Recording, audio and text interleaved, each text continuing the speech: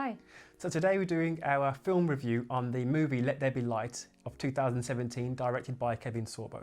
So we'll be reviewing on 5 areas: storyline, Entertainment, acting, production value. and Christian meter. Let's do this.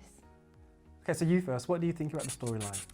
Okay, so the storyline, I gave it a 4 Okay. from 1 out of 5, so quite high. The first thing that made me an impression when we were watching the movie is how it starts with a debate. Very strong, I really like debates. However, it turned into a monologue. So I just want to say that a little small criticism is that it creates the impression for people who haven't watched debates that it can easily turn into a monologue, and it's like this long paragraph that somebody can be talking about something, but actually it's quite regimented. A question is asked and both parties answer the question and give their reasonings. You can't just like get all emotional and start like talking and then the next scene you haven't heard the second part of the debate. This is just not how a real debate works. Other than that, I think the movie had a really strong storyline. A lot of the Christian life values and a lot of the things that you can encounter as a Christian during your life, I think, have been addressed in that movie. So it was really, really good to watch. What about you? Well, for me, I gave the storyline a 3 out of 5. Explain. I think it was a good storyline. It was nicely written, but I think that's all it was. It was nicely written. Mm-hmm. You know, I didn't see many. There weren't, to my eye, many plot holes. You know, there weren't questions left as to, oh, what happened there? Why didn't that happen? Mm. But it was, in my mind, a very typical storyline for a Christian movie, Yeah. and which isn't necessarily a bad thing. But yeah, it's like for me, 3 out of 5. Well, how about acting? Acting, I'm going to give it a 3 out of 5 again as well. Now the main actor, Kevin, I think he did a good job, but a lot of the time he was, in my opinion, carrying the rest of the cast. There were some other good actors in there, like his publicist and his best friend, the black lady that came to the wedding. I think she did a good job in her character. But some other characters, the performances, to my eye, didn't seem as strong as they could have been, like his kids or his wife, for example. I agree. I'll probably give 3 out of 5 as well. I think some parts of the wife's performance were strong. I guess the culmination was a big thing, but probably the rest, I will probably agree with you. Next, production value. What do you give it? I've given 4, which is quite high, I think. What I've noticed a lot about Christian movies is because they're not high budgeted usually, or even medium budgeted, I'd say. Sometimes I think that really transpires a lot in Christian movies.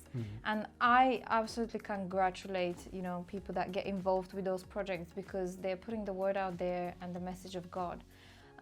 But if you have to critically evaluate it, it is usually, I think, really low production. In this case, I don't think that was the case. I think, there was a decent budget and everything looked quite well put. So 4. 4, yeah. You? I gave it a 4 as well. Now with production value, it doesn't, in my opinion, it doesn't necessarily have to mean that it's got a £16 million budget. I think a film can have a £500,000 budget but do a good job with the budget. At the same time, I've also seen films with high budgets but little things like sound was off, like there's echoing in the room, or little things like the editing was done incorrectly, or they've changed camera and you can straight away see there's a difference in quality between the 2 cameras they've used. Little things like that can still bring down a high budget movie. Now I'll give this a 4 out of 5, which for me is quite high because they've done a good job with making the film feel like it was well produced. Some nice tracking shots in there. Now the sound was good, but I did notice sometimes the character would speak, but the lips would be saying something, or the lips wouldn't match up to what the audio is doing. Yeah. Little things like that. So that's why I'd give it a 4 out of 5. But apart from that, the production was really good. So what about entertainment? Entertainment, I'm going to give it a 3 out of 5. I'm not saying it's a bad movie. It was a good storyline. It was nicely made, but there are a few times where I thought the film was going to end. I think at least 2 or 3 times where I thought, okay, the film is ending now, but then it carried on for another, goodness knows how long. I think it dragged on a little bit too much, and or it tried to shove in too many little storylines towards the end that it didn't have to. So yeah, I didn't not enjoy the film, but it's not something that I'd watch again in a hurry. Okay.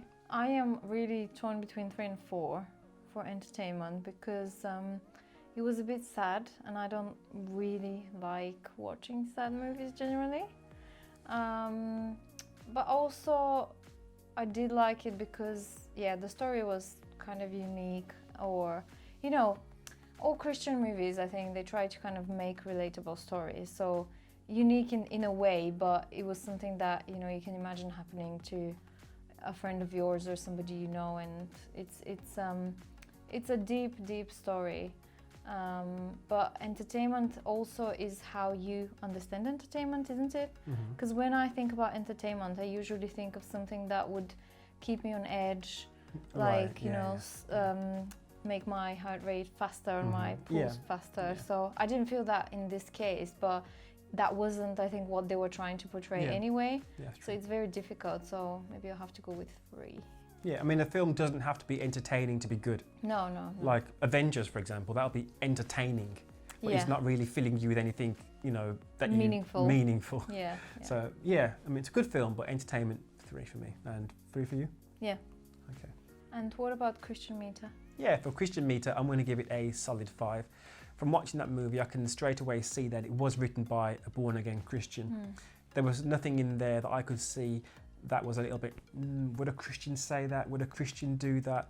You know, it was very authentic. Yeah, you know, that's a good word. It was authentic, and it did, from my eye, go along with what the Bible would preach.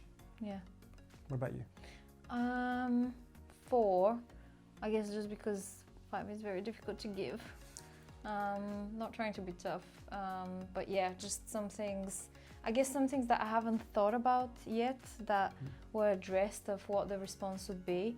But generally, I think it was a very strong Christian story, and it was touching on many aspects of life.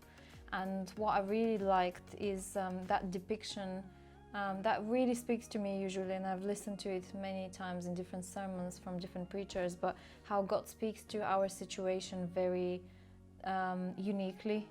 And you could see that in the story of the whole family. So I loved that. Okay. So overall, our score for this movie is...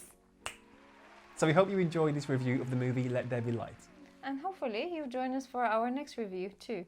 With a bowl of popcorn. So today we're doing a film review on the 2017 Let There Be Light, directed by Kevin Sorbo. What is it, a movie? A packet of crisps? I think you should say. What did I say? On the 2017 Let There Be Light, directed by...